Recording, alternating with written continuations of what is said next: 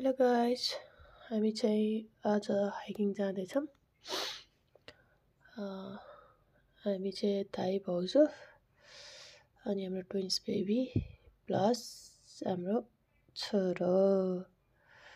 So उहाँ चाहिँ हाम्रो मुटु हुनुहुन्छ। अनि यो चाहिँ हाम्रो हाइकिङको पार्किङबाट देखिने भ्यू। सो फर्स्ट यो हिमाललाई चाहिँ दर्शन गरौँ है त। हामी देखेछ अब चाहिँ हाम्रो स्टार्ट भयो। चम्पादेवी हाइकिङ जेठापाठाहरू यहाँ छन्। हामी चम्पादेवीसम्म छन्।